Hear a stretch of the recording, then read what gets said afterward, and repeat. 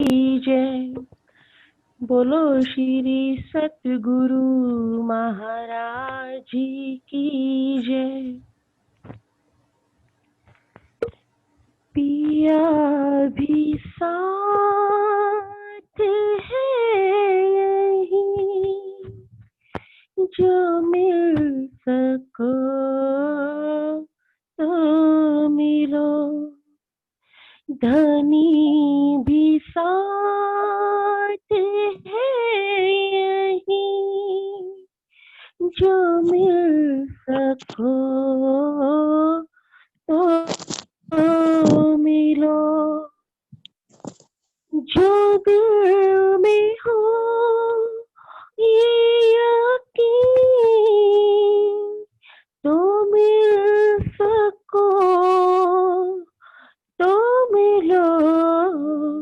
पिया भी साथ है यही, जो मिल सको तो मिलो। जुदा है रास्ता इनसे यहाँ मिलने के लिए हो। जुदा है रास्ता इनसे यहाँ मिलने के लिए। कदम पे होंगे तुम भी, जो चल सको तो मिलो। पिया भी साथ है यही, जो मिल सको तो मिलो। धनी भी साथ है यही, जो मिल सको तो मिलो। इन्हीं वजूदों से हट कर जिसने देखा है उन्हें, ओ इन्हीं वजूदों से हट कर जिसने देखा है उन्हें, पाया उसी ने तुम भी, जो पा सको तो मिलो। पिया भी साथ है यही, जो मिल सको तो मिलो। धनी भी साथ है यही, जो मिल सको तो मिलो। रहेगा अब तो ये ख्वाब ना, झूठी उम्मीदें, रहेगा अब तो ये ख्वाब ना, झूठी उम्मीदें, बसा के दिल में उन्हीं को, जो मिल सको तो मिलो। बसा के दिल में उन्हीं को, जो मिल सको तो मिलो। पिया भी साथ है यही, जो मिल सको तो मिलो। धनी भी साथ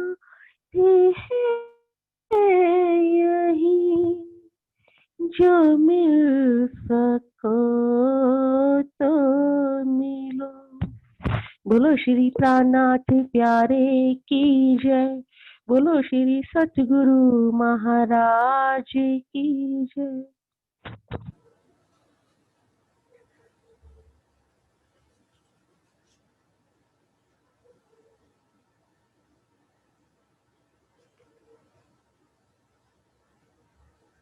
बोलिए श्री प्राणनाथ प्यारे की जय। बोलिए श्री सद्गुरु महाराज की जय। प्रथम लागू दुई चरण को, धनी न छुड़ाइयो खीन। लाख तली लालेड़िया, मेरे जीव के ही जीवन। इन पाँव तले पड़ी रहूं, नैनी नजर खोलो बातून। पलना वालों निरखो नेत्रे, मेरे जीव के ही जीवन। मेरे जीव के ही जीवन। प्रणाम सुंदर साथ जी। सागर ग्रंथ में चौथा सागर चल रहा है, राज्य का पहला सिंगार। कल 110 चौपाई तक हो गया था, अभी उसके आगे है।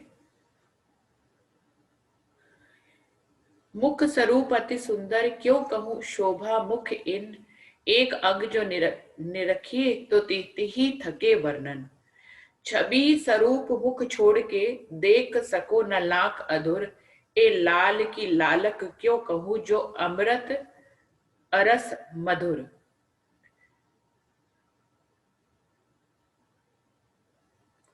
राजी महाराज के मुखारबिंद का वर्णन चल रहा है और अभी सभी की शोभाओं को बढ़ता बढ़ता से दिखाएंगे, क्योंकि ये रूह की, परम धाम की रूह ही उसको कहा गया है, जो राज्य महाराज के एक अंग में लग जाती है तो दूसरे अंग तक जा नहीं पाती है। ये राज्य का हुक्म ही है जो उसको दूसरे अंग तक ले जाता है और फिर वर्णन कराता है। वरना परम धाम की रूह, और वो भी इंद्रावती जैसी रूह, वो कभी भी एक अंग छोड़कर दूसरे अंग तक जा नहीं पाती है, और ना ही वो आकर कह पाती है कि क्या उसने अंगों को देखा है। तो कह रहे हैं क्या छवि स्वरूप मुख छोड़ के, देख सको ना लाख अधूर। वो कह रहे हैं ऐसे मुखारबिंद की शोभा को जिसको मैं देख रही हूँ, उसको छोड़कर मैं उनके अधरों के नीचे और थोड़ी के नीचे जो के बीच में जो लाख है, जो गहराई है, उस तक मैं नहीं जा पाती हूँ। राजी महाराज के ऐसे अधुर है जो कि परम धाम के नूरी अंग से बने हुए हैं और बिल्कुल अमृत की तरह है, जिनमें अमृत भरा हुआ है। ऐसे चाहे वो बोले या हम उनको देखें, अमृत का एहसास होता है। ऐसे प्रेम अमृत का, ऐसे इश्क अमृत का एहसास होता है राज्य महाराज के अधरों को देखकर। वो कह रहे हैं कि लेकिन मैं मुखारबिंद की शोभा को छोड़कर राजी महाराज के ऐसे प्रेममयी अधुर अमृत अधरों को देखने लग जाती हूँ। देखने के लिए जाने की हिम्मत नहीं कर पाती हूँ, ना ही उनके नीचे की गहराई, जो कि मुस्कुराते समय और भी सुंदर लगती है। ये मुख अधुर लाक छोड़ के, क्यों कर दंत लग जाए। देत नाम निमूना इतका, सो इन स्वरूपों क्यों शोभा है।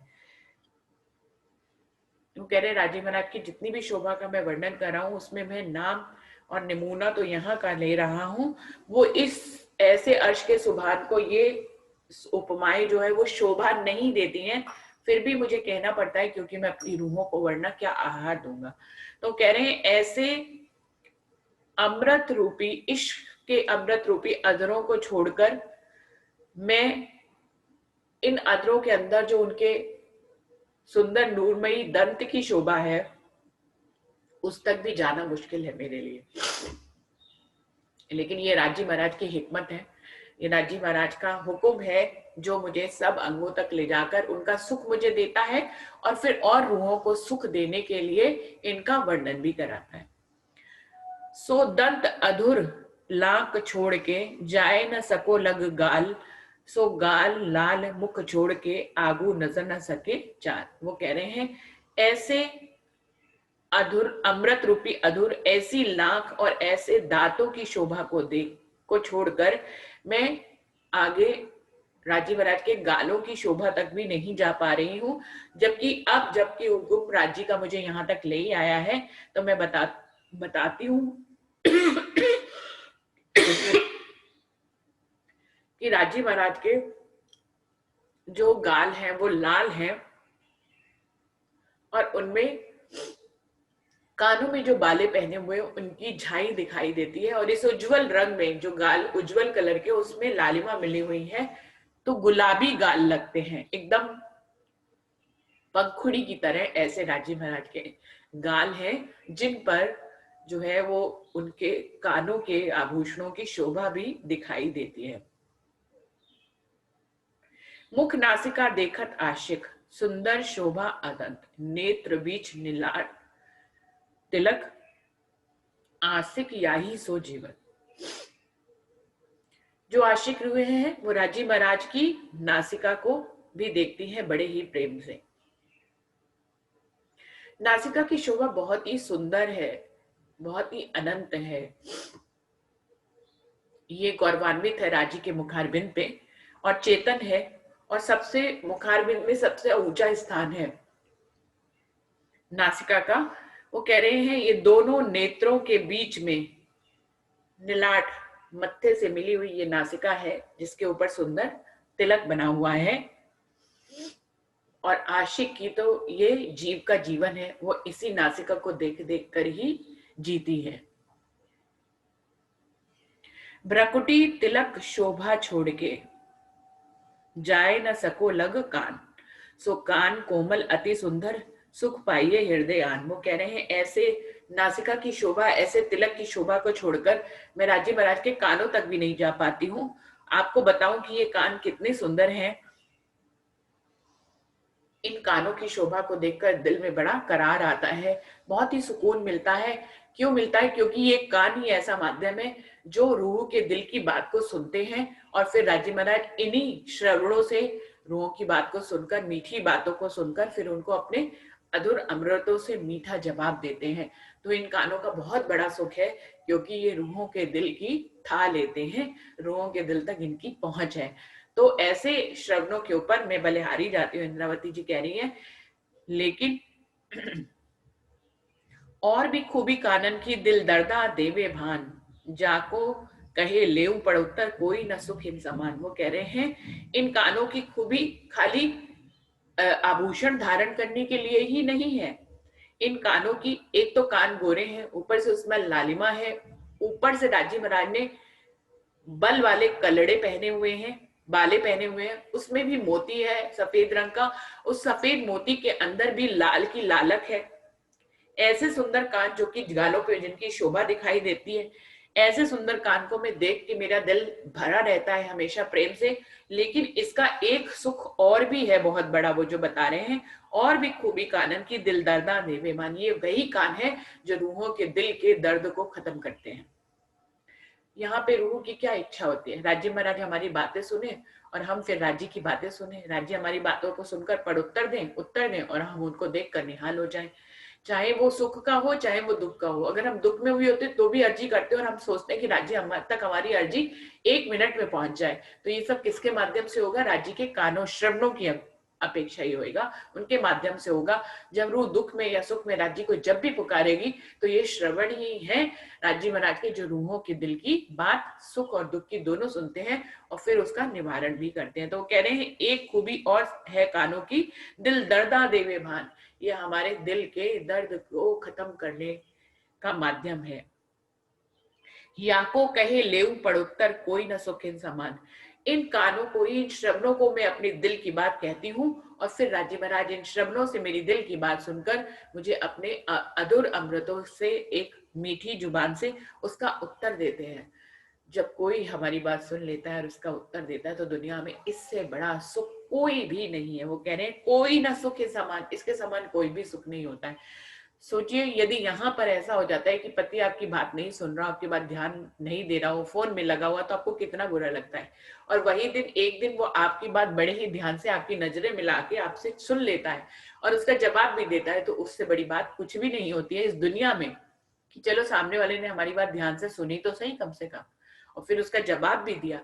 तो हमें इससे बड़ा सुख दुनिया में भी नहीं है। तो वो कह रहे हैं कि परम धाम में इससे बड़ा सुख क्या होगा। अब जबकि खेल में रुए हैं और अपने दिल की बात राजी महाराज को कह के और उसका उत्तर लेना चाहती है, और अगर मान लीजिए उत्तर मिल भी जाता है तो क्या निहाल नहीं हो जाएंगी। दिन रात रूहें राजी महाराज से अर्जी करती हैं, अपने चरणों में बुला लीजिए। कोई सुख की अर्जी करता है, दुख की अर्जी करता है, सब पहुंच जाता है। और अगर हर रूह की चाहत ये है कि वो आज कुछ कहे और आज ही उसकी बात राजी महाराज सुन के उसका जवाब दे दे, तो इतनी बड़ी बात, इतना बड़ा सुख रूहों के लिए और क्या होगा। कहे सुने बातें करे ए जो अरस मेहरबान, सो खिलवत सुख छोड़ के लग जवाए नहीं नैनबान।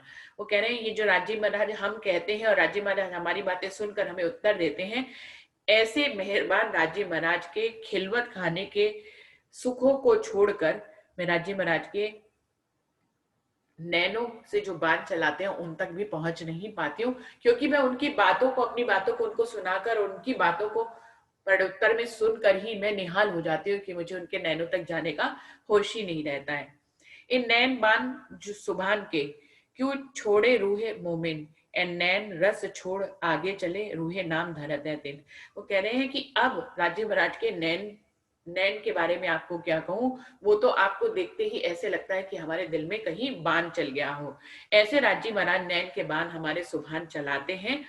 ऐसे सुखों को छोड़कर परम नाम की रूहों के मोमिन ऐसे नैनों के रस को छोड़कर आगे चल जा ही नहीं पाती हैं। परम नाम की रूहों का नाम ही इसीलिए उनको आशिक रूहें कहा गया है, क्योंकि वो राज्य महाराज के किसी भी अंग को छोड़कर अगले अंग तक नहीं जा पाती हैं। नैन अनियारे अति तीखे, पल देत तारे चंचल, श्याम उज्जवल लालक लिए क्यों कहूं सुपन अकल। ये जो नैन है वो बहुत ही अनियारे हैं, इनकी शोभा बहुत ही सुंदर है, बिल्कुल रूहों के दिल में चुभने वाली है, बहुत ही तीखे हैं, इनकी नोकें बहुत ही तीखी हैं, कानों की तरफ खिंची हुई हैं, और इनके बीच में, इन नैनों के बीच में जो पुतलियां हैं और पुतलियों के बीच में जो तारे हैं, एकदम चंचल, चपल, अनियारे, रूहों को दिल तक भेदने वाले हैं। जैसे ही राहों राजी महाराज के नैनों से नैन मिले। किसी का माइक खुला है सुंदर सा जी, प्रवीण दीदी आपका माइक खुला है शायद। बहुत ही सुंदर नैन है राजी महाराज के, चंचल है, चपल है, उज्ज्वलता जो है पुतली के चारों तरफ उसमें लाल डोरे हैं जो प्रेम की निशानी है।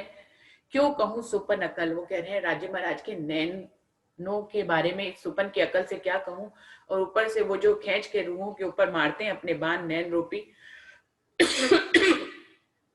उसको मैं यहाँ की अकल से नहीं कह पा रही हूँ। नैन, जब भी नैनों की बात आती है उस पे एक चौपाई पे कभी भी खत्म नहीं होता है। आप देखें सुंदर साथ जी, नैनों की जब भी बात आएगी 4-5 चौपाई नैनों के ऊपर जरूर इंद्रावती जी कहती है। नैन रसीले रंग भरे, चंचल बंके मरोर, सो आसिक रू जाए न सके, जाए लगे बान ए जोर। वो कह रहे हैं नैन जो है बहुत ही रस भरे हैं, उनमें बहुत ही तरह के प्रेम के रंग भरे हैं और बहुत ही बांके हैं, और अगर राजी महाराज उनको तिरछा कर कर अपनी रूह की तरफ पूर्ण प्रेम से देख लेते हैं, ऐसी बाकी चितवन को आशिक रूहें छोड़कर कहीं पर भी नहीं जा सकती। जिनको ये बाण लग जाते हैं वो फिर कहीं नहीं जा सकते, वो दुनिया में नहीं जा सकती, वो कुछ भी नहीं देख सकती राजी महाराज के इन नैनों के अलावा। तो कह रहे हैं जो आशिक रूह, सो आशिक रूह जाए न सके, जाए लगे बान जोर। जिसको ये नैनों के तिरछे बाण राजी महाराज लगा देते हैं, जिसके दिल में चुभ जाती है इनकी छवि, वो फिर राजी महाराज के को छोड़कर कहीं नहीं रूह जा सकती, वो वहीं गल जाती है। इन नेत्र रसीले निरखते, उपजत है सुख चैन, ए क्यों न्यारे हुए नैन रूह के, सामी छोड़ नैन की सैन। ये जो नेत्र जो रसों से भरे हुए हैं, इनको देखते ही रूहों को उपजत है सुख चैन, उनको करार मिल जाता है, उनको ऐसे सुख प्रेम के मिल जाते हैं जिनका वर्णन कैसे करे कि कैसा सुख मिलता है। एक अनंत सुख है राजी महाराज के नैनों में। जो रूह अगर उनके साथ नैन नेत्र मिला लेती है तो उसके दिल में ऐसा करार आता है जैसे तड़पती हुई मछली को पानी मिल गया हो। एक क्यों न्यारे हुए नैन रूह के, सामी छोड़ नैन की सैन। इन नैनों की आपस में जो चितवन राजी महाराज के साथ जुड़ जाती है, ऐसी चितवन को छोड़कर रूह कहाँ जा सकती है, जबकि वो इसी सुख के लिए ही बनी है, इसी सुख को लेने के लिए बनी है। जब उसको ऐसे सुख मिल जाते हैं तो वो इस चितवन को छोड़कर ऐसी नजरों से जो मिला के राजी महाराज बात करते हैं, ऐसी नैन की सैन को छोड़कर वो कहाँ जाए। जो चल जाए सारी उम्र तो क्यों छोड़िए सुख नैनन, इन सुख से क्यों अगाई है आशिक अंतस्करण। वो कह रहे हैं अगर सारी उम्र भी इन नेत्रों में नेत्र मिलाकर बीत जाए तो भी नैनों के सुख छोड़े नहीं जा सकते। देखिए दुनिया में कोई भी सुख होता है ना, वो एक समय अवधि के बाद उसका सुख भी आना खत्म हो जाता है। आप किसी भी चीज, चाहे गाड़ी का सुख हो, पैसे का सुख हो, रिश्तों का सुख हो, एक समय के बाद वो सुख भी उसी से ही लेना जो है वो अपने आप न्यून हो जाता है, खत्म हो जाता है। लेकिन वो कह रहे हैं कि राजी महाराज के नेत्रों से नेत्र मिलाने का जो सुख और जो करार है, उसमें सारी उम्र भी बीत जाए तो भी रूहें उससे आघाती नहीं है, वो उनको कभी भी ऐसे कम नहीं लगते हैं। राज्य के रूहों के आशिक रूहों के अंतस्करण में ये सुख बस जाता है और वो कभी भी इससे आघाती नहीं है। नीलवट सुंदर सुभान का शोभा मीठी मुखारबिंद, ए छवि कही न जाए एक अंग की, ए तो शोभा सागर खाबंद। वो कह रहे हैं राजे महाराज का नीलवट बहुत ही सुंदर है और उसकी शोभा बहुत ही मीठी है। मुखारबिंद पे ये मस्तक जो है बहुत ही सुंदर दिखाई देता है। वो कह रहे हैं राज्य महाराज के शेष अंग की भी शोभा कहीं नहीं जा सकती, तो यहाँ तो सागरों के सागर हैं, उनकी शोभा को कैसे कहा जाए। हसत शोभित हरबटी दंत अधुर मुख लाल, आशिक से क्यों छूट ही सब अंग रंग रसाल।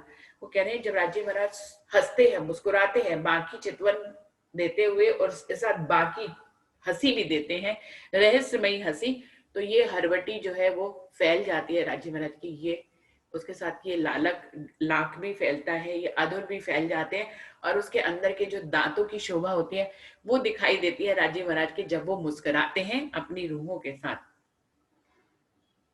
राजीव महाराज की ऐसी मुस्कुराहट भरी छवि आशिक रूहों के दिल में बस जाती है और वो उनसे एक पल के लिए भी छूटती नहीं है, क्योंकि उससे उसको अनंत प्रेम के सुख और इश्क के सुख मिलते हैं, निस्बत के सुख मिलते हैं, वाहिदत के सुख मिलते हैं। अति कोमल अंग किशोर, कायम अंग उन्मद, एक छवि अंग आशिक के पहुंचत नहीं शब्द। वो कह रहे हैं परमधाम में राजी महाराज का जो स्वरूप है वो कोमल है और किशोर है और हमेशा ही कायम यौवन है, उसको वहां पर वो कम नहीं होता है। राजी महाराज की ऐसे अंगों की छवि को तक वो इंद्रावती जी कह रही है मेरे ये फना के शब्द नहीं पहुंच पाते हैं। कैसे राजी महाराज का यौवन जो है वो वहां पर स्थिर है, कायम है अपनी ही जगह पे, और कितने वो कोमल है, कितने रंगों से भरे हैं, कैसे उनकी चितवन है, वहां तक कोई शब्द नहीं पहुंच रहे हैं। सुख मुख आशिक, मुख नासिका नेत्र भौ, तिलक नीलाट और कान, हाथ पांव अंगेड़ा, सब मुस्कत कहत मुख बान। वो कहते हैं कि जैसे ही हम किसी से बात कर रहे होते हैं तो हमारी पूरी छवि, पूरी चितवनी वैसी बन जाती है।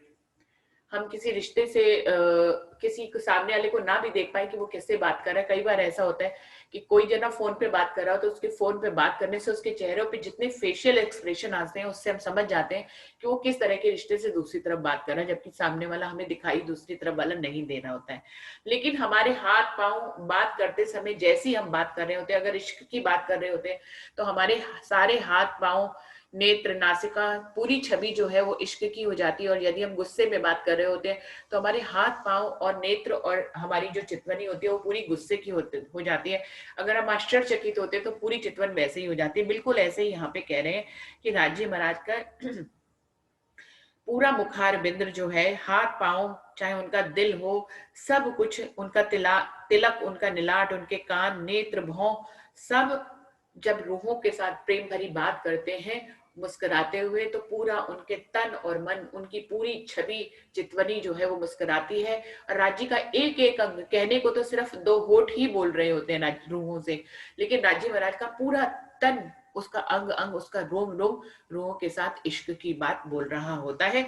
इसीलिए तो रूहें भी उतनी प्रफुल्लित हो जाती हैं उनके भी, क्योंकि राज्य अपने रोम रोम से रूहों को आनंदित कर रहे होते हैं, इसलिए रूहों का भी रोम रोम आनंदित हो जाता है। जो आशिक इन माशूक की सो अटक रहे एके अंग, और अंग लग जाए न सके अंग एके लग जाए रंग। सो जो परमधाम की आशिक रूहें हैं जो अपने माशूक के एक अंग में अटक जाती हैं, वो और अंग तक नहीं जाती हैं, क्योंकि उनको एक ही अंग में सारे अनंत सुख मिल जाते हैं। ए छवि छोड़ के आशिक, देख देख बीड़ी मुख मोरत, रू अंग उपजत सुख, पीऊं शराब लेऊ मस्ती, जो बलि बलि जाऊं इन मुख। वो राजी महाराज कह इंद्रावती जी कह रही है कि राजी महाराज अपने मुख में जब बीड़ी पीते लेते हैं, पान का बीड़ा लेते हैं, और ऊपर से बड़ी मस्ती में आकर अपने होठों को गोल घुमाते हैं, तो रूह अंग उपजत सुख, उनकी ऐसी बाकी चितवन छवि को देखकर रूहों के दिल में अनंत सुख उत्पन्न होते हैं। और रूहों के दिल में क्या भाव आता है? और राजी महाराज ये भाव उत्पन्न कौन कर रहा है? राजी महाराज ही ये भाव उत्पन्न कर रहे हैं। क्या रूहों के दिल में भाव उत्पन्न होता है? पीऊं शराब लेऊं मस्ती, कि मैं आज राजी महाराज के इश्क की शराब पीऊं और उस मस्ती में मैं मस्त हो जाऊं, जो बलि बलि जाऊं इन मुख। और राजी महाराज के मुखारबिंद पे वो बड़ी बलिहारी जाती हैं, लेकिन क्योंकि राजी महाराज के दिल की इच्छा भी यही है कि वो अपनी रूहों से इश्क की शराब पिए और उस मस्ती में डूब जाए, तो इसीलिए वो रूहों के दिल में भी ऐसा ही भाव उत्पन्न करते हैं। इस प्रकार से आशिक और माशिक वाहिदत की भूमि पर एक होकर एक ही भाव उत्पन्न होता है कि आज राजी महाराज से इश्क की शराब पिए और उस मस्ती में डूबे। ए छवि छोड़ के आशिक क्यों कर आगे जाए, मोही लेत मुख माशूक को सो चित रहे हो चुभाए। वो कह रहे हैं ऐसी छवि छोड़कर जहां माशूक जो है अपनी इश्क की शराब पिला रहा हो अपने आशिक रूहों को, ऐसी छवि छोड़कर आशिक रूहें भला आगे कहीं कैसे जा सकती हैं। राजी महाराज का ऐसा मुखारबिंद रूहों को अपनी तरफ खींच लेता है और उनके चित्त में ये छवि चुभ जाती है। नैनो निलवट निरखते देखी बंकी सारंगी पाग, दुगदुगी कलंगी ए जोत छवि रू हृदय रही लाग। वो कह रहे हैं राजी महाराज ने जो सारंगी की तरह की पाग बांधी हुई है, अपने नैनों से उनके मत्थे को और उसके ऊपर पाग को देखते ही उसके पाग के ऊपर जो दुगदुगी और कलंगी की शोभा है और उसकी जो जोत है, उसकी छवि जो है वो रूहों के हृदय में बस जाती है। कोई वर्णन चतुराई से आशिक धरे ताको नाम, एक अंग छोड़ जाए और लगे सो नहीं आशिक को काम। वो कह रहे हैं ये तो राजी महाराज की चतुराई है जो मुझसे वर्णन करा रही है, और जब मुझसे वर्णन भी करा रही है और मुझे आशिक भी कहा जा रहा है, इंद्रावती जी कह रही हैं। जबकि आशिक तो उसे कहते हैं जो एक अंग में लग जाए तो दूसरे अंग तक जा ही नहीं पाए और उसका वर्णन भी ना कर पाए। तो ये हिकमत राजी महाराज कह रहे हैं। वो कह रहे हैं मुझे आशिक रूह का उन्होंने महिमा भी दी है और मुझसे वर्णन भी करा दिया, और उन्होंने अपनी ही चतुराई दी मुझे। आशिक कहिए हक की जो लग रहे एक अंग, आशिक ऐसी चाहिए जो ले न सके अंगों को। आशिक तो उसको कहते हैं जो एक ही अंग में लग जाती है और वो दूसरा अंग ले ही नहीं पाती है। इन आशिक की नजरों दिल एके हुआ सागर, सो झीले याही सुख में निकसे नहीं क्यों एकर। वो कह रहे हैं जो आशिक रूहें होती हैं उनकी नजरों में तो एक ही अंग सागर के समान होता है, वो उसी सागर में ही अपने सुख की लहरों में झीलती रहती है और वो उस सागर से कभी नहीं निकलती है। ये राजी महाराज की हिकमत है कि उसको एक सागर से निकाल कर भी डालते भी कहाँ है, दूसरे ही सागर में डुबो देते हैं। जो शोभा सारे स्वरूप की क्यों कहे जुबा इन, लहरे लहरे पहुंचे आकाश लो और ठौर न कोई मोमिन। वो कह रहे हैं इस पूर्ण स्वरूप की शोभा को इस जुबा से नहीं कहा जा सकता। ये तो मोमिनों के लिए, लेकिन इसमें डूबने के अलावा कोई ठिकाना भी नहीं है, क्योंकि इसकी जो लहरें हैं, जो नहरें हैं, वो रूहों के दिल तक पहुंचती हैं और पूरे परमधाम में पहुंचती हैं। तो आशिक रूहें जो उस परमधाम में रहती हैं, उनके उनके पास इस सागर में रहने के अलावा कोई ठिकाना नहीं है। वहां तो सागर से कम तो कोई चीज ही नहीं है, तो वो इस सागर में हमेशा ही डूबी रहती हैं। आशिक न लेवे दानाई पर ए दानाई हक, इश्क आपे पीवई और पिलावे बेशक। इंद्रावती क्या कह रही हैं कि मैं कभी भी, जो आशिक रूहें होती है वो कभी भी किसी भी तरह की बुजुर्गी लेना नहीं चाहती हैं, कि वो दूसरों को बताएं कि मैं आशिक के साथ इतनी गहराई से मिल रही हूँ, मैं मार्फत की अवस्था में पहुंच गई हूँ। ऐसी दानाई आशिक रूहें नहीं लेना चाहती हैं, ये तो कोई कम अकल का होगा वही लेना चाहेगा। पर ए दानाई हक, लेकिन मुझे जितनी भी चतुराई दी है, जितनी भी बढ़ियाई दी है, जितनी भी बुजुर्गी दी है, वो राजी महाराज ने दी है। वो खुद मुझे इस काबिल बना रहे हैं कि मुझे भी प्रेम का रस पिला रहे हैं, मुझसे पी रहे हैं, और मेरे माध्यम से और रूहों को भी वो इश्क का रस पिला रहे हैं इस वाणी के माध्यम से। ए रसना श्यामा जी की पिलावत रस रब का। राजी महाराज अपनी श्यामा महारानी, अपनी इंद्रावती रूहों को इश्क का रस पिला रहे हैं, और फिर इस वाणी के माध्यम से वो और रूहों को भी इस इश्क के रस को पिला रहे हैं। ए चतुराई हक्की और हक्के का इलम, ए सुख इन स्वरूप के देवे यही खसम। वो कह रहे हैं ये जितनी भी चतुराई से मैं राजी का वर्णन कर पा रही हूँ, ये राजी महाराज की दी हुई चतुराई है। और जिन शब्दों का इस्तेमाल कर रही हूँ, जिस इलम का इस्तेमाल कर रही हूँ, जागृत बुद्धि निज बुद्धि का, ये राजी महाराज का ही इलम है, जो इस स्वरूप के, अपने खसम के स्वरूप के सुख हमें दे रही है। इन स्वरूप को वर्णन सो याही की चतुराए, या को आशिक जानिए जो इतनी ही रहे लपटाए। वो कह रहे हैं ये राजी महाराज हैं जो अपने स्वरूप का वर्णन करा रहे हैं, उन्हीं की ही चतुराई है। आशिक रूहें तो वो होती हैं जो बिना किसी चतुराई के कोई भी वर्णन नहीं कर पाती, और वो तो राज्य में ही लिपट जाती है, उन्हीं को ही आशिक कहा जाता है। वो उनके साथ लिपटी होती है, वो चतुराई से वर्णन करने नहीं आती है। ए सुख इन स्वरूप को और आशिक यही आराम, जो लो इश्क न आवई तो लो इलम यही विश्राम। बहुत बड़ा संदेश दे रहे हैं इस दुनिया में। ए सुख इन स्वरूप को और आशिक यही आराम, ये जो स्वरूप, पूर्ण स्वरूप के सुख है राज्य महाराज के, रूहों का तो आराम इसी में है। रूह, ये रूहों का अपना सुख है आराम यही। राजी महाराज के साथ लगे रहना यही रूहों, आशिक रूहों का सुख है, उनको यही आराम मिलता है। लेकिन इस इलम से जो हमें सुख, जो हमें करार और जो हमें आराम मिल रहा है, इससे रूहें इश्क, इस इलम से रूहें इश्क तक पहुंचती हैं। लेकिन इंद्रावती जी कह रही हैं कि इस स्वरूप के सुख जो तुम्हें इस इलम से दिए जा रहे हैं, जो लो इश्क ना आवई तो लो इलम यही विश्राम, रूहों को इस इलम से ऐसा आनंद और ऐसा विश्राम मिलता है, जब तक वो इश्क तक नहीं पहुंचती, वो इस इलम के माध्यम से इश्क और आराम को लेती रहती हैं, इस माध्यम से, जैसे कि आज हम लोग ले रहे हैं इसी वाणी के माध्यम से।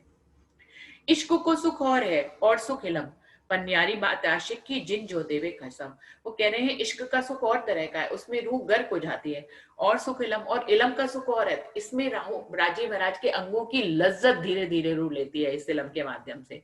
पर न्यारी बात आशिक की जिन जो देवे कसम, पर ये तो सब राज्य की हिकमत है ना, वो किसको इश्क दे, किसको इलम दे, कुछ पता नहीं। जिसको जो मिलता है उसको उसी में ही आराम मिल जाता है। राज्य के हर सागर में पूर्ण सुख है, चाहे वो इलम का सागर हो, चाहे वो इश्क का सागर हो, पर ये बात राज्य के हुक्म की है कि वो किसको क्या दे। ए इलम ए इश्क दो इन हक को चाहे, पर जिनको हक जो देते हैं सो लेवे से चढ़ाए। वो कह रहे चाहे आप इलम के माध्यम से चले, पहुंचेंगे राज्य तक ही, चाहे आप इश्क के माध्यम से चले, पहुंचेंगे राज्य तक ही। दो इन हक को चाहे, दोनों का उद्देश्य क्या है? राज्य को चाहना, उनका दीदार करना, उनसे बातें करना। इश्क भी राज्य में गर्क कर देता है, इलम भी राज्य तक ही पहुंचाता है और उनसे बातें करने की लज्जत देता है।